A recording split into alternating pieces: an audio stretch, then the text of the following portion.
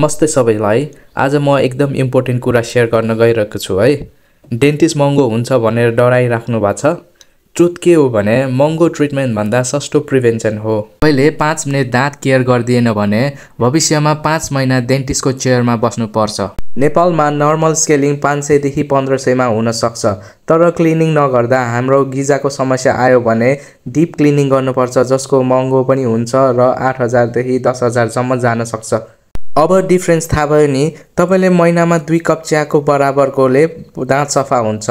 त्यस्तै दाँतमा सिमेन्ट भर्नु र रुट क्यानल गर्नुको डिफरेन्स के छ हेरौँ है त। तपाईको दाँतमा सानो किराले खाएको छ या क्याभिटी छ भने त्यसलाई फिलिङ गर्दा 800 देखि 2000 सम्म लाग्न सक्छ। तर तपाईले वास्ता गर्नु भएन भने यो रुट क्यानलमा जान सक्छ, जसको प्राइस झन्झन बढ्दै जान्छ र यो 5000 देखि 10-15000 सम्म जान सक्छ। प्लस त्यसमा क्राउन पनि छुट्टै पैसा लाग्छ। एकदम सिम्पल छ। अर्ली फिलिङ भनेको सस्तो, दुखाइ पनि कम हुने र छिटो पनि हुन्छ, र लेट फिलिङ भनेको धेरै पैसा लाग्छ र धेरै समस्या पनि आउँछ। त्यस्तै दाँत उखाल्नु सस्तो हो कि दाँत बचाउनु सस्तो हो त्यो पनि बुझौँ है त। अरु फिक्स लगाउँदा पनि त्यस्तै हाराहारमा हुन सक्छ र त्यसलाई एक्स्ट्रा ध्यान पनि दिनु सक्नुपर्छ। अनि बच्चाहरूको दाँतमा कसरी ध्यान दिने त?